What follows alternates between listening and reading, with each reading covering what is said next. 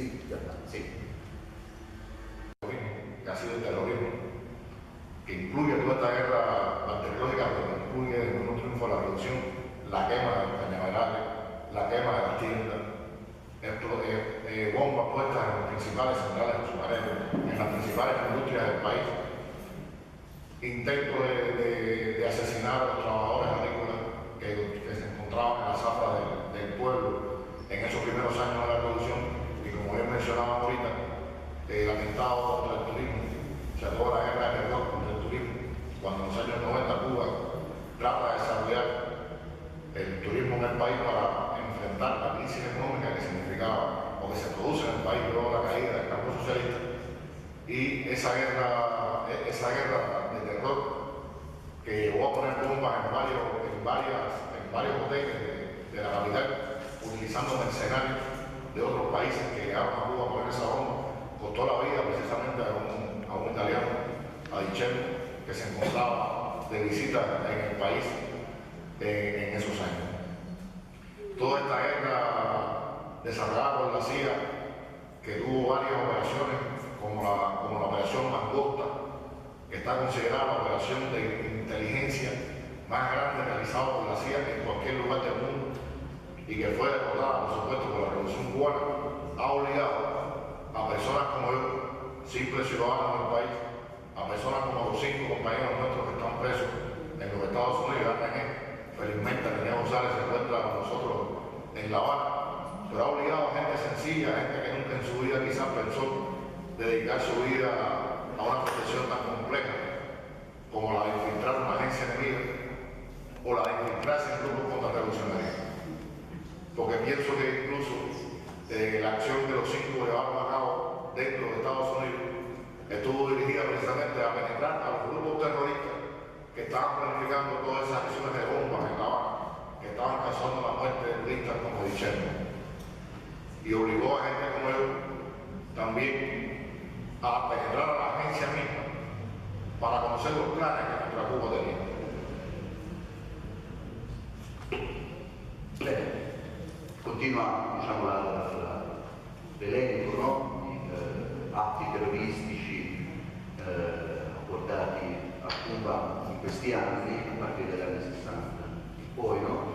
Quindi incendi nelle regioni, bombe nelle industrie, assassini dei campesinos che lavoravano a terra, e poi chiaramente fino ad arrivare agli attentati contro, no, questa apertura di Cuba al turismo negli anni del periodo speciale, quando appunto Cuba doveva, affrancandosi, diciamo, dai paesi ex socialisti dell'est, cercava appunto la sua via per recuperare. E quindi bombe contro questi edifici, contro alberghi portati da gruppi mercenari stranieri. E quindi entra nel merito dell'operazione Mangusta, ovvero quella che definisce la più grande operazione svolta dalla CIA a livello mondiale. Un'operazione che ha obbligato persone come lui o come i 5 eroi umani che noi incarcerati appunto negli Stati Uniti, proprio per aver svolto un'azione come la sua, ovvero quella di infiltrarsi in un caso delle organizzazioni terroristiche che mettevano a punto gli attentati, come quello delle bombe negli alberghi, in altri, come nel suo caso, di proprio entrare all'interno dell'agenzia americana, la CIA. Sì, ci siamo. Yo fui reclutado por la CIA, yo me convertí en agente de la CIA para un tipo de guerra que quizás no es tan vista o que quizás no es tan conocida como este tipo de acciones que por supuesto tienen consecuencias sobre los seres humanos inmediatas. Yo fui reclutado por la CIA para la guerra cultural. Fui convertido en un agente de la CIA en mi condición de profesor universitario, en mi condición de escritor. Fui convertido en un agente de la CIA para la guerra en el campo de las ideas. Un tipo de guerra para la cual la CIA tiene una experiencia extraordinaria. Un tipo de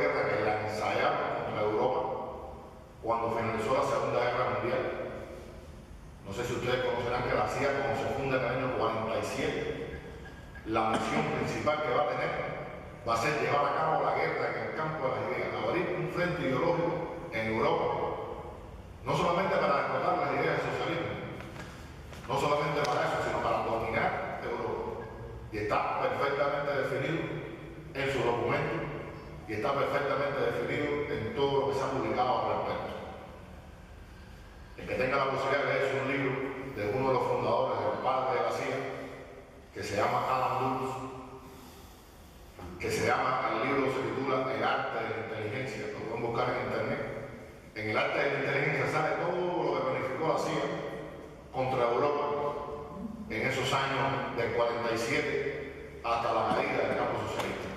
Todo lo que hizo y cómo se propusieron pervertir a la juventud, cómo se propusieron corromper a la juventud europea, cómo se propusieron llevar los valores de la cultura norteamericana, de la peor cultura de los Estados Unidos a Europa, para de esa manera controlar y poder dominar a la gente.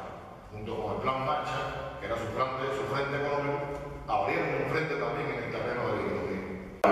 Intervistare e dire una serie di cose. In realtà dovevo programmare l'occupazione militare di Cuba, va bene?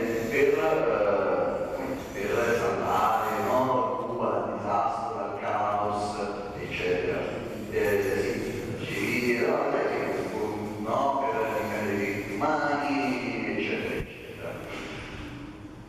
Beh, dice a Cuba il piano non si è, come dire, ha fallito, principalmente dice perché il scenario non rischia la vita.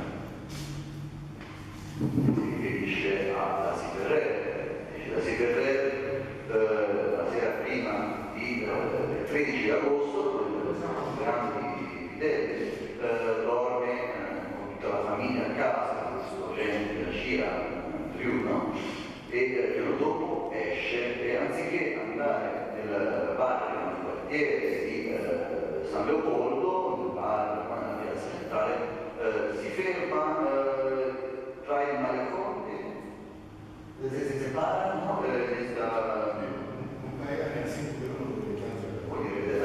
dicevo il mappo ci avvicina addirittura a 5 km di distanza da questa posta.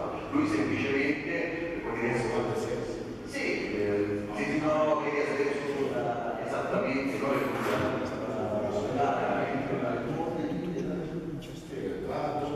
entrata, no, all'entrata del tunnel del malecone, in una zona praticamente deserta, lui compie quello che avrebbe dovuto compiere lì nel quartiere di San Leopoldo. Quindi lui fa il suo programma, tira fuori i suoi romantismi, eccetera, eccetera, lo fa davanti a niente. E tornando indietro alla casa di questo agente della CIA, spiega che non ha potuto arrivare al quartiere perché non ha potuto, perché ha sido parato por tiempo.